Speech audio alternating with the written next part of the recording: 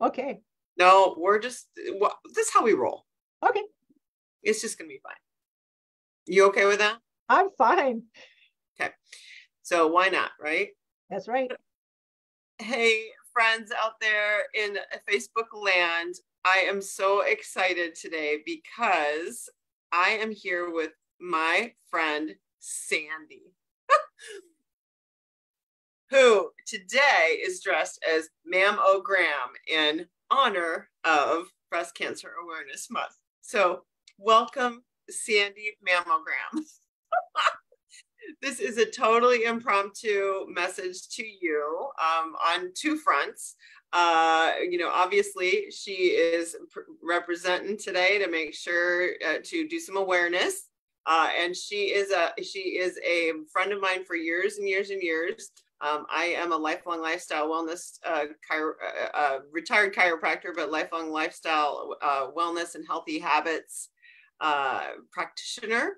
And she is as well. And we've known each other for years, and she's been on this journey to master her healthy habits over a long period of time together. Haven't we done this together for a long time, Sandy? Oh, yes.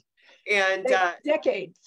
Decades we've been working on mastering and nailing our lifestyle and our healthy habits for once and for all. So it's a practice, right, Sandy? So today I said let's tell your story while you're all dressed up, so you can share a little bit about what it's like to really not just stop the insanity with dieting and boot camps, and you're so inspiring. You're such an amazing, kind, gentle, caring, loving person. I have to commend you because you treat others just like you want to be treated. Your positive attitude is amazing. Your positivity and outlooking on life, and the uniqueness of your vulnerability to share yourself out there in the world like this is just, there is no one like you, Sandy. So tell me, as mammogram, what it's been like. What was your life like before? You were really suffering and struggling with your health, and then we started working on the healthy lifestyle for healthy habits for life thing. What was it like before? How bad was it? Well, it was a yo-yo, and because you've known me for years, it was every 5-year gain and lose 65 to 70 pounds because there's the class reunion coming up. Just dieting, just trying to look good at the reunion. And I finally just got sick of it. And then for a whole year, you tried to convince me that there was something better. And I just, nah, wasn't ready. You kept calling, you never gave up on me. And one day during COVID, April of 2020, COVID, it finally sunk in. And you just said to me, well, this is a perfect time. You're stuck at home anyway. Why not try it? Why not give it a try? What can you lose? And right. I was whining about, well, I don't, my husband's not on board, and I don't want to spend the money, and I don't want to spend the time, and whine. So finally I thought, you know what? I deserve to take care of myself. I've been taking care of everybody else my whole life. It's time to take care of me. And yes. So I got on the program. And you realized whining wasn't winning. You weren't winning whining, right? No. No, I'd win for the class reunion, and then in 2 or 3 years it'd all come back and I'd have to fight it all over again. It was just ridiculous. And so during that period from April to December of 2020, I lost 80 pounds. But more than that, I gained strength, stress management skills, better rest, relationships changed. The whole program is about everything in your life, not just what you put in your mouth. Right. And now what's your anchor? You used to move how much, and now tell them what you're doing with your healthy habits of movement now. Well, I am walking 5 miles a day and kayaking around a small lake where I live, although the season's almost ending. When kayaking stops, I intend to get back to strength training because I want to be able to lift it again next summer when spring comes. So I'm going to continue doing my movement to stay strong.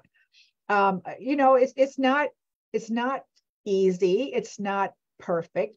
I struggle. Everybody struggles. I struggle getting in the proper amount of water, hydration. I have mastered sleep. I have mastered flossing my teeth every day. I have mastered having a spiritual life and connecting more with God, and having devotions with my husband every day, which in the first 47 years of marriage, that never happened. In this past year, we have connected and done Bible study every morning. I'm leading some Bible studies at church. I mean, it's just, my life is more, it's just better all around. My relationship with my daughter and my mom, I've been my mom's caregiver, and just so frustrating trying to take care of all of her needs. And I just got a different attitude. So there's 6 macro habits we always talk about, right? The hydration, nutrition, the surroundings, the sleep, the movement, right? The mindset. What am I missing? I'm missing one. I missed the 6th one. It'll come. Finances, but that's never an issue with me, so I don't think about it. Anyways, when we started working together, you were all discombobulated, and it was all out of whack, and there was no balance. Now your circle is becoming whole, and it's becoming, like a wheel that rolls instead of bumps along, right? Yes. Yeah, so you're learning and growing in all of those areas, because as you to your point, it's not just about eating. It's not just about working out. It's about having the healthy relationships and surroundings and stress management and thought patterns and all of that, right? It's not about just what you're eating and the scale and all of that. No, and I've got the surroundings. I'm working on it. That's a very slow process, because I'm emotionally attached to so many things I'm trying to get rid of. Yeah. I had half a garage full of my mom's belongings when she downsized to assisted living. Last week, that got straightened out and taken to Goodwill and put away to look at later. I mean, the garage is now empty. Yeah. So now you're purging all the past junk in your mind, which is going to free you up to have even more healthy, anchor those healthy habits, getting rid of all that. And in fact, it just occurred to me that it was August 15th was the anniversary of my sister's death. And I always post on Facebook every year. People know about it. They just know my twin sister died this day, and whatever. This year, I clearly said, and I mean it, that I think about her every day, but it's no longer with sadness and grief. It's with gratefulness for the 37 years that we shared. And that was just a total mindset change. And in fact, this costume that you were looking at, parts of it, was my twin sister's prom dress when she was a senior. And it hung in my closet for many, many years because I couldn't stand to part with it. I looked at it one day and I thought, you can do something with this. I repurposed it into this costume, which I call mammogram for breast cancer awareness, or Pinky when I'm with children. But it's like I have this spiritual connection with her. Every time I wear it, I feel so connected, and it's just the most beautiful thing. And I'm so happy that I did it. It's not beautiful. I'm not a great seamstress, but I love what I did in the connection behind it. I loved you before, and I love the freedoms that you're sharing today. The freedom of knowing, of all the freedoms and all the areas that you struggled with, and were like boulders for you. But now, like you say, relationships and clutter and all of this stuff, you're free to do so many more things than you used to be able to be free to do. Right? Absolutely. It's amazing. And we've been working together for at least 3 years, I think. Now, decades ago, I was going to say this time around, there were all those other times before. Yeah, all those other times. But out of the 4 things you're doing now, like the coaching, right, the structure, the strategy, the community, the nutrition and hydration strategy, what do you like the most out of like all the things that are available to you with the Habits of Health? Well, I like a couple of them because I like the coaching and the community time on Wednesdays. I love being with other people, sharing their most vulnerable places. And then I don't feel alone. And it's just so encouraging. Those are my 2 favorite. I will admit, I'm not into reading the book. I'm not into watching videos. I've been recording every day what I've been doing, but did I bother to remember to put it on where I'm supposed to sign it? No, I forgot, but I'm doing it. So the point is, yes, progress, not perfection. I'm doing it. None of us are perfect.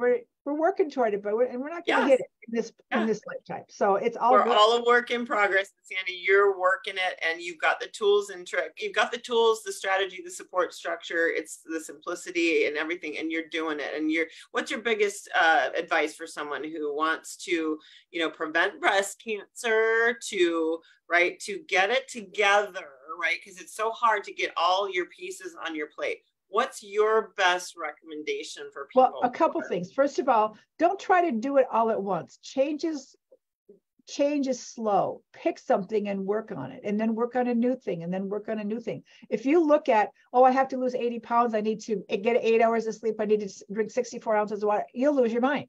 Right. You have to concentrate on one thing at a time. And then if you get to that point where you're feeling good about it, then you try something new and you add to it slowly. It's not an overnight fix.